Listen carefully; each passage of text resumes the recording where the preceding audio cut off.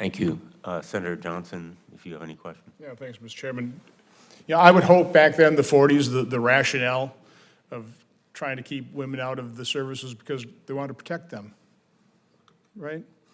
So now we're in there, you know, women are showing how valuable they are, and we're still not doing a very good job protecting them, okay? That's exactly right, sir. We were trying to protect them from the enemy, and yet the enemy within is the problem now.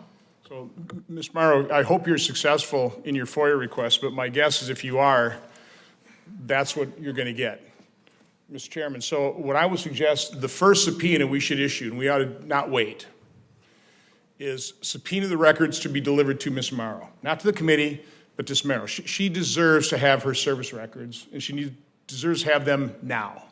So I would request that we, if it's possible, to subpoena delivered to somebody else. Again, this is a private issue. She can get that, and she can do whatever she wants to, but she deserves those service records. So I would request we issue that subpoena.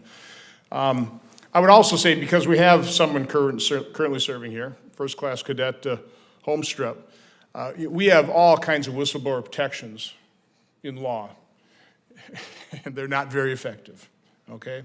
It's really sick, quite honestly, how effective and pervasive retaliation is against people, courageous people to come forward and report to Congress. So I want to make sure that the Coast Guard, the service are on notice that this committee will not tolerate any retaliation against any witness here, okay? I think that's extremely important. Then the last thing, I just, again, want to talk about how effective and important this testimony was. I had my opening question just basically asking why. I mean, why doesn't somebody step forward? And in answering Senator Hawley's question, I was particularly talking about your case, Ms. Morrow. If you're the common out there looking for a promotion, and all of a sudden you see this scandal that could erupt where a female cadet is groped while 20 other cadets witnessed it and giggled about it. Okay, now you're going to lose a class, what about 20, 30, maybe more individuals?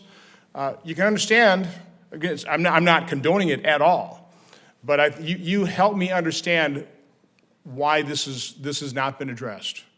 You know, when it's all about promoting, and boy, is that going to be a stain on my career.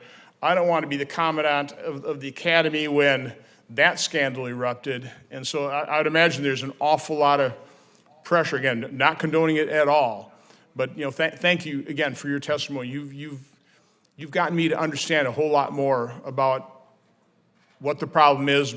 But again, as witnesses, you've all basically said the solution here is accountability, which requires exposure, which requires the truth, which requires this committee to be absolutely dedicated to subpoenaing and making sure that these records are made available so we can expose it, we can get the truth, and there can be accountability. So thank you, Mr. Chairman.